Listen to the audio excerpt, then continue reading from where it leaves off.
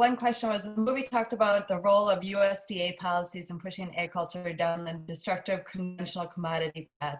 What do you feel is the appropriate role of NRCI and USDA in helping farmers become regenerative? Yeah, and you know, that I will say this much, that not only the movie, but more and more government is becoming aware of regenerative ag.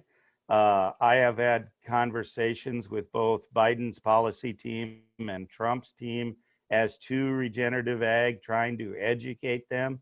Unfortunately, it seems politicians want to regulate. The question I often get asked from them is, what laws can we enact? What policy can we make that forces farmers to do this?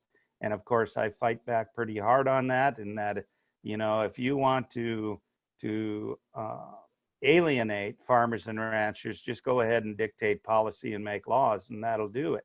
And unfortunately, they seem to have a hard time understanding that it's education that's needed. And I think that's the biggest role for NRCS. You know, and in the movie, I kind of bashed all government help, and I really didn't mean to do that. I think there's a place for government to, in the education process, but let's face it, the system we're under is just flawed.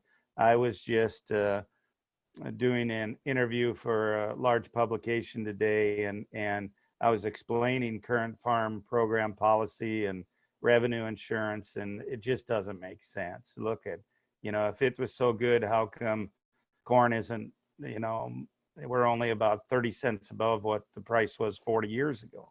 That's no decent government policy. And so government's role should be one of education primarily. So while you continue to get pushback from government and policy, do you feel like the pushback from conventional farmers is getting less, or is it the same argument, or who's more bullheaded?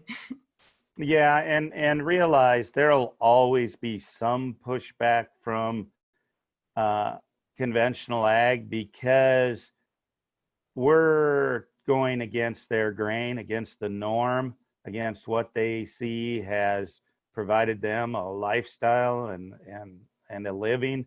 But it is much, much less than it was 3 to 5 years ago. You know, I think many of them are beginning to, they're going to do what they're going to do, you know, and my job as an educator is not to force this on anyone. My job is simply to inform and educate.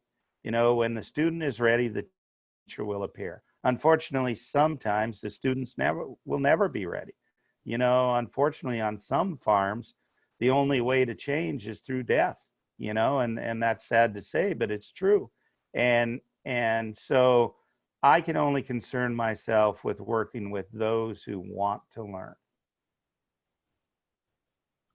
I guess for those that are kind of trying to get those to jump over the cliff, I guess, what are effective approaches to engaging producers? Is there anything that you've used that's really kind of worked better than others? Yep, money, profit.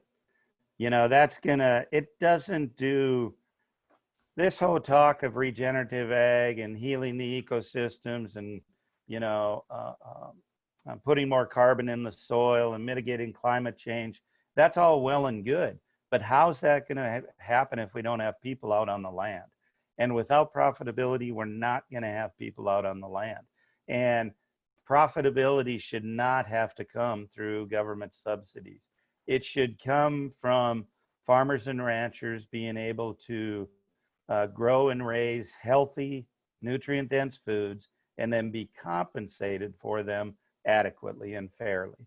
That's where it should come about. So when I go visit with producers, we talk economics first and show them that this path of regenerative ag is much more profitable than conventional ag.